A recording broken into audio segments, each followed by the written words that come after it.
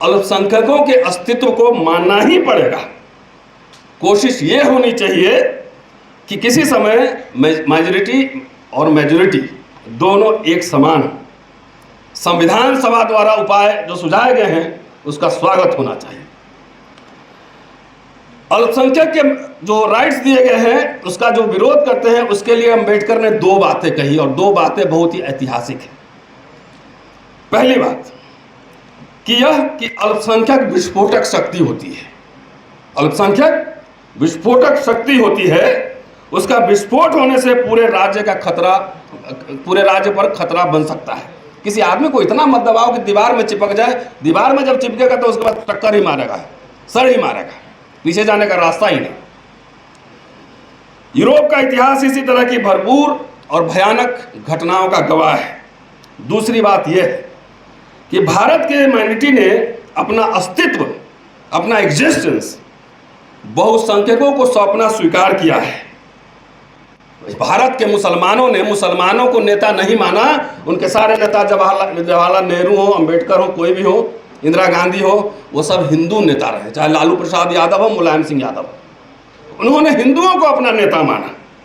और यहाँ पर आयरलैंड का एक एग्जाम्पल देते हैं जो बेहद दिलचस्प है कि आयरलैंड में जब प्रोटेस्टेंट अल्पसंख्यक अपनी मांग कर रहे थे तो उस डिबेट में रेमंड ने कार्सन से कहा कि प्रोटेस्टेंट अल्पसंख्यक के लिए आपको जो चाहिए, जो सहूलियत चाहिए वो मांग लीजिए, हम आपको देंगे, लेकिन आयरलैंड को एक रहने दीजिए।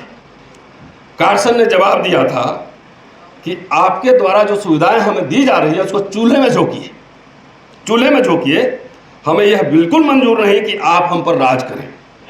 लेकिन भारत के किसी भी माइनॉरिटी ने, किसी भी अल्पसंख्यक ने ऐसी धारणा नहीं अपनाई, किसी ने ऐसी भूमिका नहीं अपनाई। उन्होंने बहुसंख्यक हिंदुओं का राज स्वीकार किया, उसका नेतृत्व स्वीकार किया। इसलिए अल्पसंख्यकों के प्रति भेदभाव न करना आपका कर्तव्य है। इसका एहसास जो मेजॉरिटी हिंदू है उसको रखना होगा। अल्पसंख्यकवाद टिका रहे या खत्म हो, एकसार हो, यह बहुसंख्यकों के बर्ताव पर निर्भर करेगा। अल्पसंख्यक के विरोध में भेदभाव करने की आदत बहुसंख्यक मेजॉरिटी जिस क्षण छोड़ेंगे उस क्षण अल्पसंख्यकों के अस्तित्व का कोई कारण नहीं होगा, वे एकसार हो जाएंगे। ये मैं नहीं कह रहा हूं। बाबा साहब के नाम पर ढोल मत बजाओ, गले में माला, विचारों पर ताला। बाबा साहब के नाम पे इंटरनेशनल सेंटर मत बनाओ, बड़ी मूर्ति मत बनाओ। ये पन्ने उठा के देखो, वॉल्यूम 40, पेज नंबर 109, जाके पढ़िए। तो बाबा साहब के नाम लेकर और माइनॉरिटी के खिलाफ लोगों को भड़काओगे, ये नहीं चलेगा। मुझे आरएसएस से कुछ जानकार है, बोले कि मुसलमान को तो पाकिस्तान में रहना चाहिए। तो हम बोले दलित पिछड़ा जो डंडा लेके जो है खड़ा रहता है उधर, जब मुसलमान चला जाएगा तो आपके लिए डंडा कौन चलाएगा? वो डंडा आपकी तरफ भी आएगा, फिर वो आप ही की तरफ आने वाला। शुक्रिया आप सभी का। और ताली का सिलसिला है तो एक बार मेरे लिए भी ताली बजा ही दीजिए।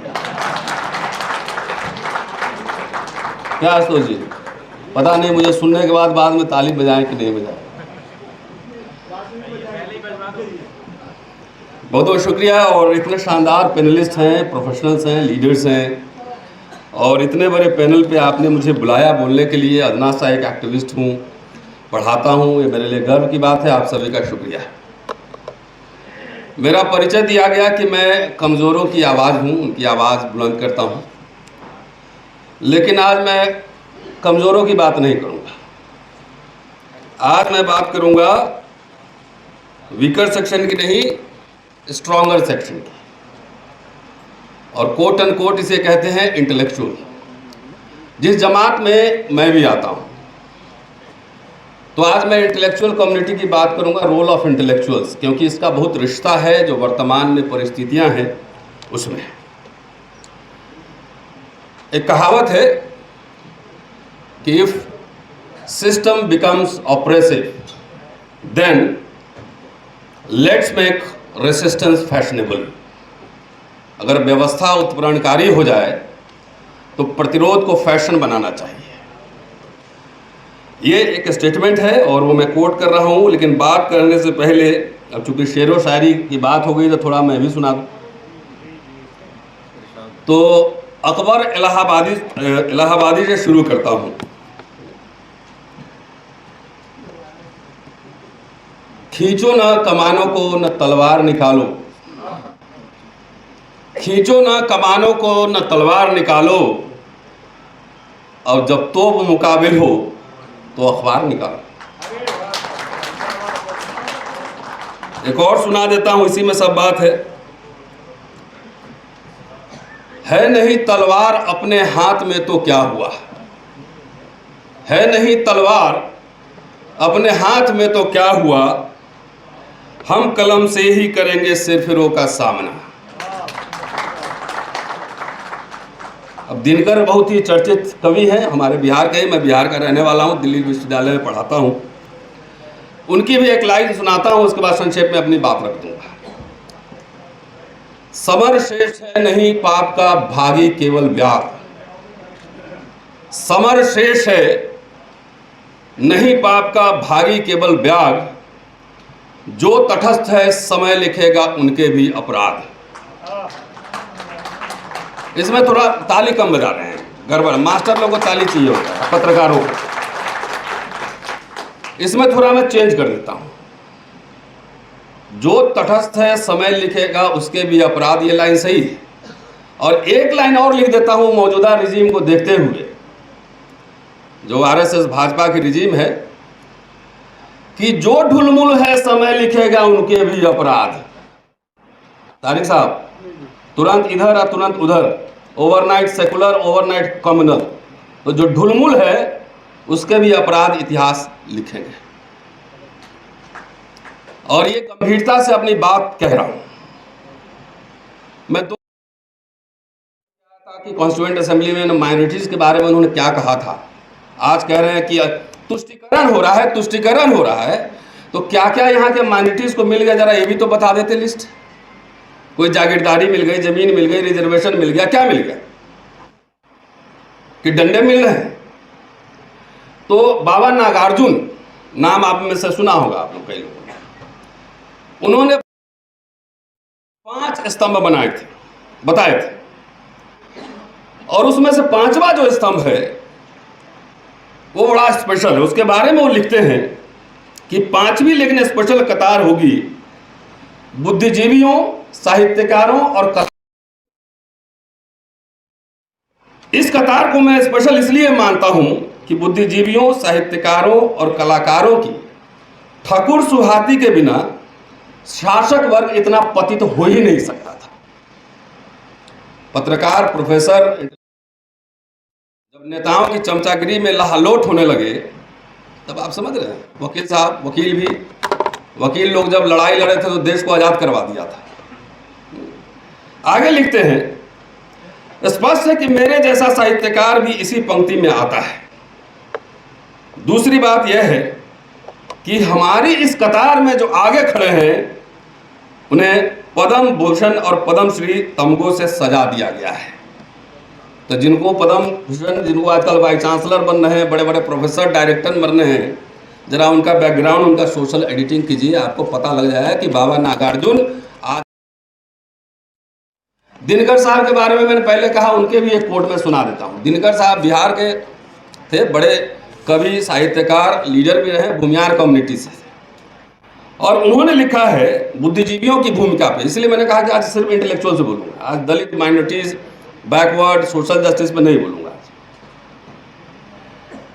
लिखते हैं कि असल स्थिति यह है कि जनता चाहती है कि मनीषी, इंटेलेक्चुअल ऐसा हो जो राजा और प्रजा दोनों को डांट सके। जब तक इंटेलेक्चुअल इस धर्म का पालन करता है तब तक जनता उसके साथ रहती है।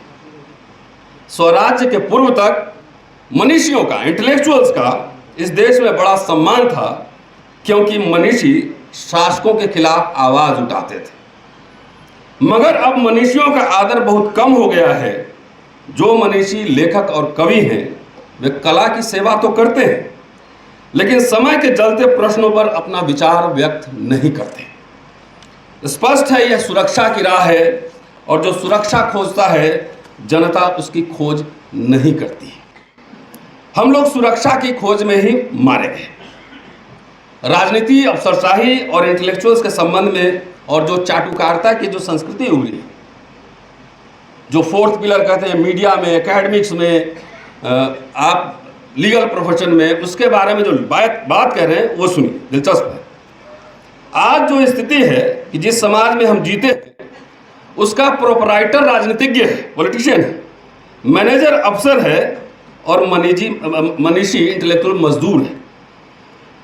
कुछ मनीषी अध्यापक और प्राध्यापक हैं, कुछ लेखक और कवि हैं, मगर वे हमेशा चौकन्ने और सतर्क रहते हैं कि कहीं मुंह से ऐसी बात न निकल जाए जिससे सरकार या विश्वविद्यालय के अधिकारी नाराज हो। जिस समाज के मनीषी असुरक्षा की भावना से इतने सशंकित, भयभीत हो, उस समाज का नेता राजनीतिज्ञ ही होगा।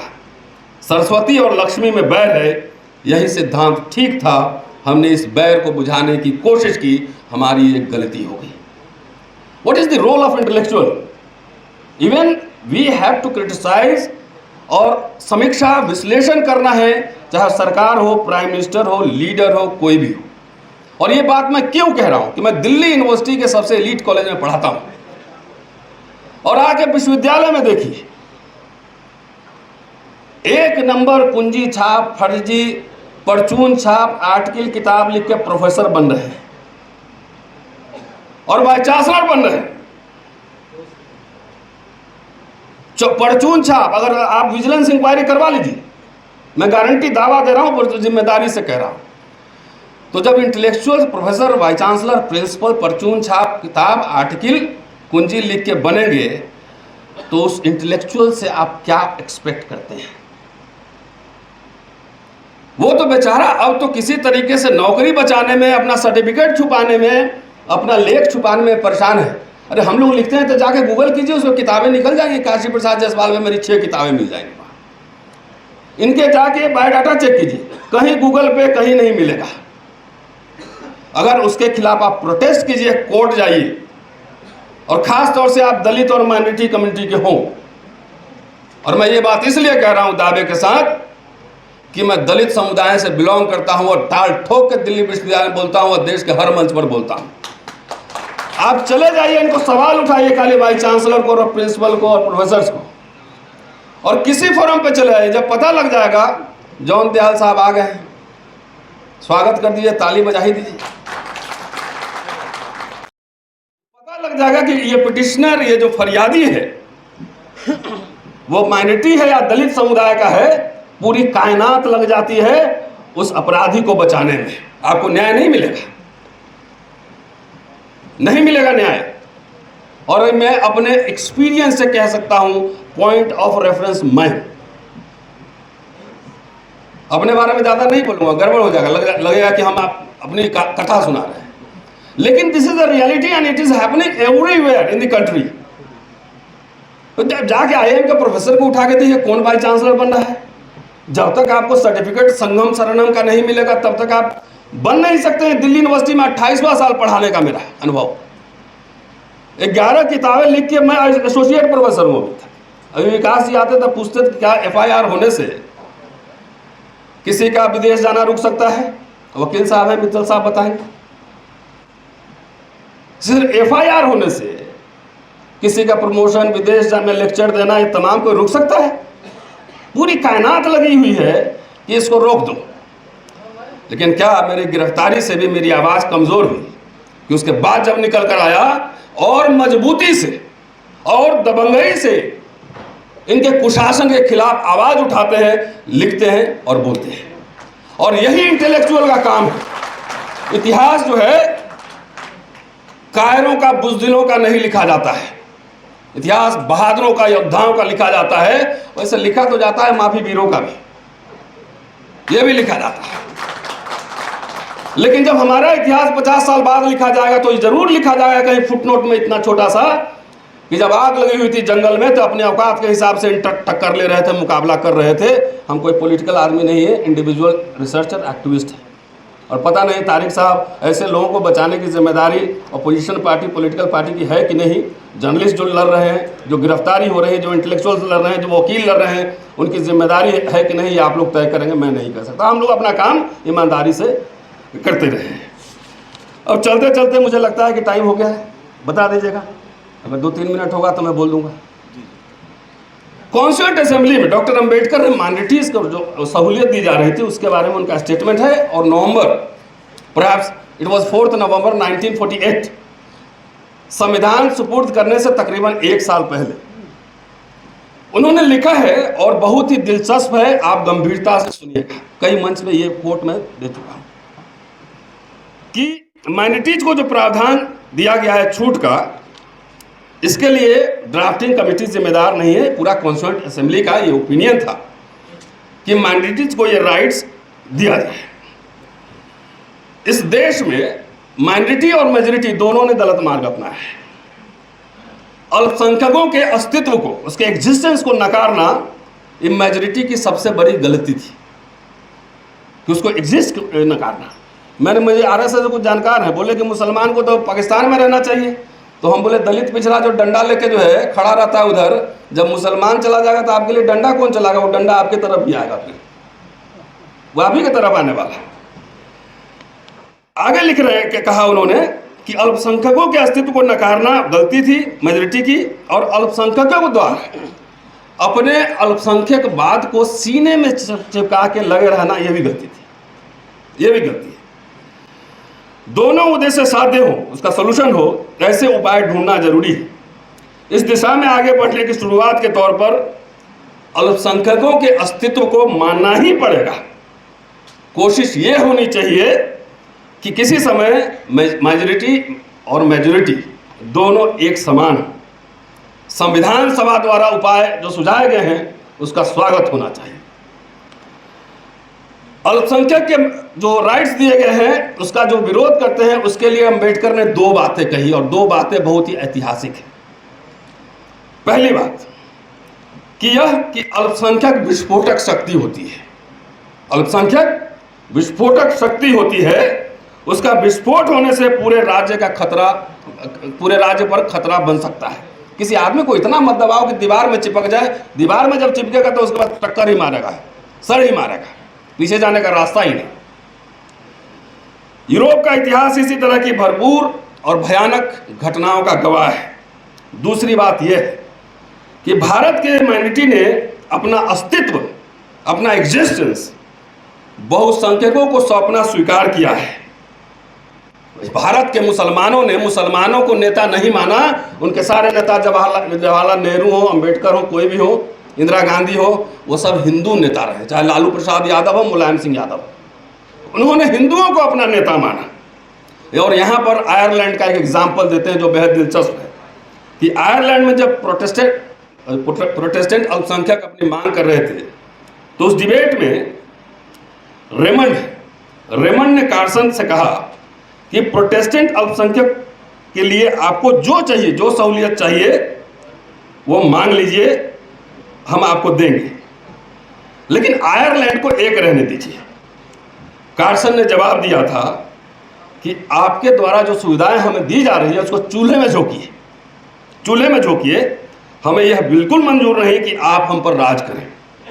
लेकिन भारत के किसी भी माइनॉरिटी ने, किसी भी अल्पसंख्यक ने ऐसी धारणा नहीं अपनाई, किसी ने ऐसी भूमिका नहीं अपनाई। उन्होंने बहुसंख्यक हिंदुओं का राज स्वीकार किया, उसका नेतृत्व स्वीकार किया।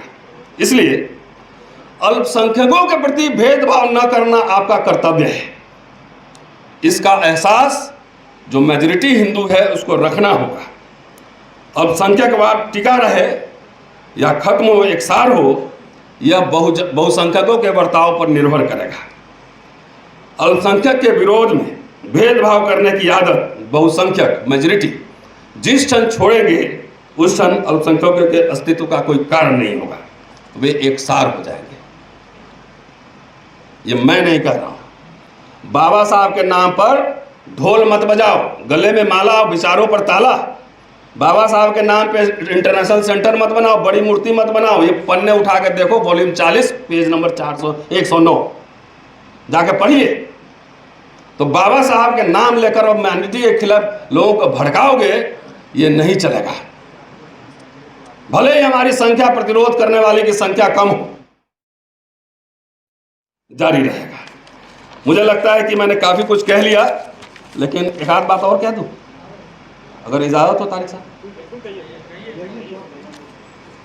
लोकतंत्र चलाने के लिए क्या शर्तें होनी चाहिए? ये पूना के 1952 में पूना के डिस्ट्रिक्ट कोर्ट में डॉक्टर अंबेडकर का बहुत ही जबरदस्त भाषण है। 7 पॉइंट है, डिटेल्स नहीं जा रहा हूं, खाली पॉइंट्स में कह दे रहा हूं। समाज में भयंकर असमानता नहीं होनी चाहिए। अभी है ऑक्सफोर्ड का रिपोर्ट पढ़िए, है कि नहीं? मजबूत और सुरक्षित विपक्ष चाहिए। सब जेल में जा रहे हैं, विपक्ष डराया जा रहा है। कानून और प्रशासन में समानता। कानून में तो सब बराबर है, लेकिन प्रशासन की नज़र में समान है कि नहीं? बुलडोजर किसी खास लोगों का घर ही देख रहा है और किसी का नहीं देख रहा। संवैधानिक नैतिकता, कॉन्स्टिट्यूशनल मोरालिटी, सबसे ज़्यादा धज्जियां उड़ाई जा रही जितने कॉन्स्टिट्यूशनल बॉडीज हैं। मेजॉरिटी द्वारा माइनॉरिटी पे अत्याचार नहीं, सबसे ज़्यादा अत्याचार बढ़ा है। सामाजिक नैतिकता, सोशल मोरालिटी, और दूसरा मास कॉन्शसनेस। 7 पॉइंट। इसके आधार पर जो शासन चल रहा है उसका आप एनालिसिस कर लीजिए। कॉन्स्टिट्यूएंट असेंबली में 25 नवंबर 1949 का लंबा भाषण है, 3 लाइन, कि भारत ने बौद्धों की जनतांत्रिक डेमोक्रेटिक जो प्रैक्टिसेस थे उसको गवाई। लंबे समय से डेमोक्रेसी प्रयोग में नहीं होने के कारण उसका नया लगना भारत जैसे देश के लिए स्वाभाविक है। यहां जनतंत्र द्वारा तानाशाही को स्थान दिए जाने का खतरा है। नए सिरे से आया डेमोक्रेसी अपना बाहरी रूप तो बनाए रखेगा कि हम डेमोक्रेट हैं, डेमोक्रेसी है, लेकिन असल में वह तानाशाही को ही जन्म देगा। कॉन्स्टिट्यूशन बना हुआ, अंदर के पन्ने फाड़े जा रहे। प्रचंड बहुमत हो तो दूसरी संभावना अर्थात तानाशाही के पैदा होने की ज्यादा जबरदस्त खतरा है। तो चलिए कम से कम 240 में अटका दिए तो अब जरा फुरफुर नहीं हो रहा है। 400 आता तो यही होता जो डॉक्टर अंबेडकर संविधान सभा में कह गए थे, जातियां राष्ट्र विरोधी होती है। क्या जातियों को खत्म करने के लिए कोई प्रयास हुआ? ये वॉइस ऑफ अमेरिका को दिया गया एक शानदार इंटरव्यू है कि भारत में लोकशाही का भविष्य, उसको बार बार पढ़ा जाना चाहिए और उस पर नेशनल डिबेट होना चाहिए। आपने बहुत बहुत समय दिया, बहुत बहुत शुक्रिया, थैंक यू।